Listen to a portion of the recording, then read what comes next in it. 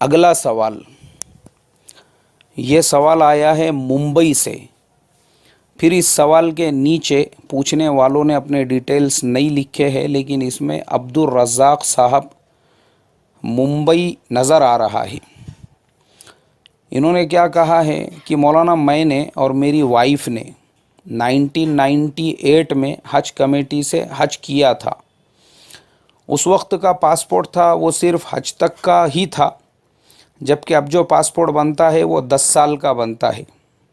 اب میرا سوال یہ ہے کہ ابھی مجھے اپنی بیوی اور اپنی بیٹیوں کے ساتھ میں حج کمیٹی سے دوبارہ حج کے لیے جانا چاہتا ہوں، لیکن مسئلہ یہاں پر یہ ہے کہ حج کمیٹی کا جو فارم ہوتا ہے اس کے نیچے لکھا ہوا ہوتا ہے کہ زندگی میں صرف ایک بار آپ حج کمیٹی سے حج کر سکتے ہیں۔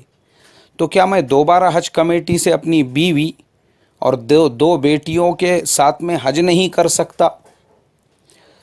بھائی ہمارے عبدالرزاق صاحب، آپ کا جو سوال ہے اس کا جواب مجھے ملا حضرت مفتی رفعت قاسمی صاحب کی مسائل حج میں، اور انہوں نے جو جواب دیا فتاوی محمودیہ جلد نمبر 17 صفحہ نمبر 199 کے حوالے سے۔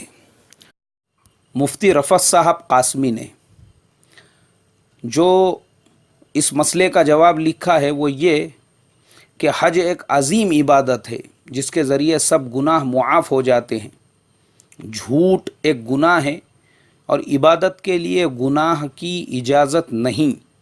ویسے بھی خلاف قانون چیز کا ارتکاب اپنے مال و عزت کو خطرے میں ڈالنا ہے جو قرین دانش مندی نہیں ہے۔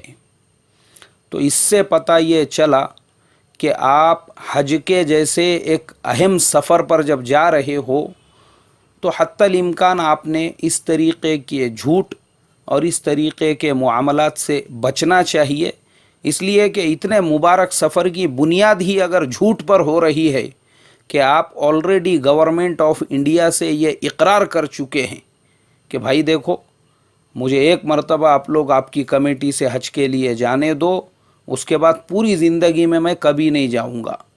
اب آپ نے اس فائدے کا جو فائدہ تھا وہ حاصل کر لیا، اس سہولت سے فائدہ اٹھا لیا، اب آپ حج کو سے جا کر آ چکے ہیں اور پھر آپ دوبارہ اسی کمیٹی سے جانا چاہتے ہیں، تو میں سمجھتا ہوں یہ دوسروں کے ساتھ میں حق تلفی ہے۔ یعنی کوئی اور بیچارہ جو مستحق ہے جانے کا، اس کی بجائے آپ ہی دو مرتبہ جا رہے ہو تو آپ دوسرے کا حق دبانے کا کام کر رہے ہو، ظلم کر رہے ہو دوسرے کے اوپر۔ تو اس کے لیے بہتر یہ ہے کہ آپ کوئی اور ذریعہ تلاش کرے جس سے آپ اپنی بیٹیوں کے ساتھ، اپنی اہلیہ کے ساتھ میں حج کا یہ فریضہ انجام دے سکے۔ اللہ تبارک و تعالی آپ کے لیے سہولت کا معاملہ فرمائے۔